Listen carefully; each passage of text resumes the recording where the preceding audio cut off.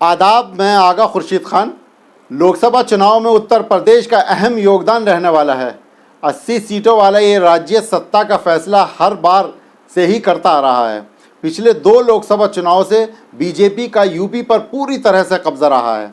प्रदेश की एक ऐसी लोकसभा सीट जिसे मोदी लहर के बाद भी 2019 में बीजेपी जीत नहीं पाई, उसे काफ़ी मुश्किलों का सामना करना पड़ा। जी हाँ, हम चर्चित लोकसभा सीटों में शुमार सहारनपुर की बात कर रहे हैं। 2019 के चुनाव में ये सीट उन सीटों में शामिल रही है जहां पर भारतीय जनता पार्टी को हार का सामना करना पड़ा था। मुस्लिम बाहुल माने जाने वाली ये सीट कभी कांग्रेस और फिर सपा बसपा का भी गढ़ माना गया है। सहारनपुर में जो मौजूदा चुनाव हालात बन रहे हैं उससे इंडिया गठबंधन की तरफ से इमरान मसूद प्रत्याशी हो सकते हैं।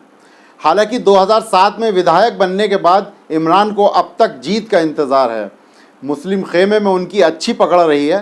2014 के चुनाव में दूसरे नंबर पर रहे। ख़ास बात यह है कि 2019 में सपा बसपा गठबंधन के बावजूद 2,07,000 वोट कांग्रेस के टिकट पर हासिल करके अपनी ताकत का एहसास कराया था।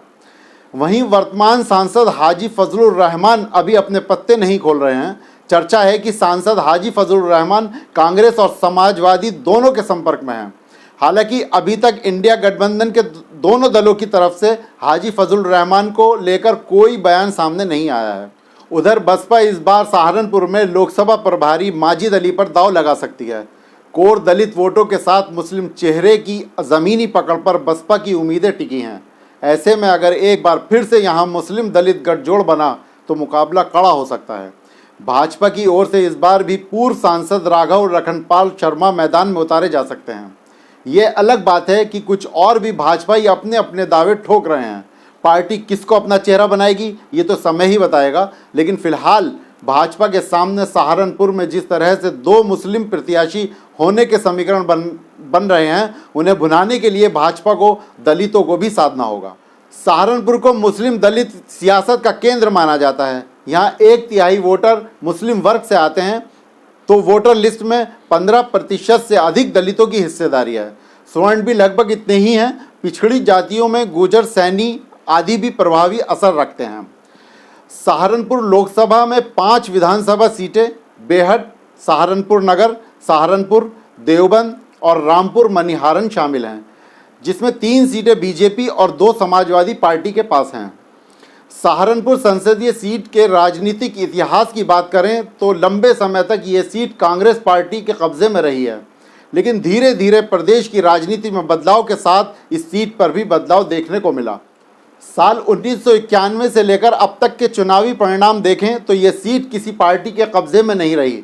1979 और 1991 में जनता दल के रशीद मसूद को जीत मिली थी, तो 1996 में बीजेपी के नकली सिंह सांसद बने थे और उन्होंने 1998 में भी जीत हासिल की थी।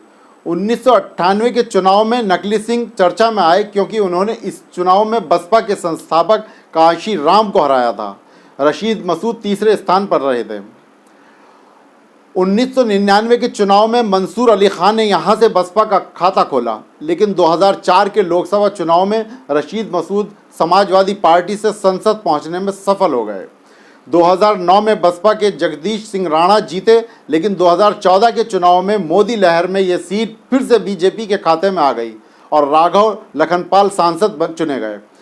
इसके बाद समाजवादी पार्टी और बसपा के गठबंधन से यह सीट हाजी फजलुर रहमान के हाथ में चली गई। सहारनपुर कुटीर उद्योग के लिए प्रसिद्ध है। यहाँ लकड़ी के नक्काशीदार बर्तन और फर्नीचर बनाए जाते हैं। उत्तराखंड से लगे इस ज़िले के अपने इतिहास हैं। देवबंद, जिसकी आज़ादी की लड़ाई में अहम भूमिका रही है, वो सहारनपुर लोकसभा के अंतर्गत आता है। देवबंद की पहचान दारुल-उलूम से की जाती है। पिछले 150 साल में दारुल-उलूम देवबंद दुनिया भर में इस्लामी शिक्षा के सबसे बड़े केंद्रों में से एक बनकर उभरा है। इस मदरसे की स्थापना की कहानी अंग्रेज़ों के खिलाफ 1857 में हुई आज़ादी की पहली लड़ाई से जुड़ी है।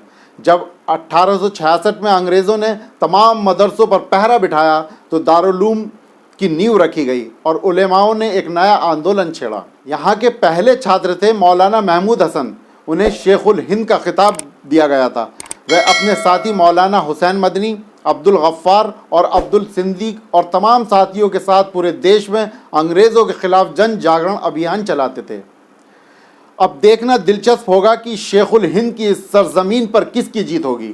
यह भी देखना महत्वपूर्ण होगा कि क्या इमरान मसूद को इस बार कांग्रेस पार्टी इंडिया गठबंधन का प्रत्याशी बनाती है या फिर कांग्रेस वर्तमान सांसद पर दांव खेलेगी।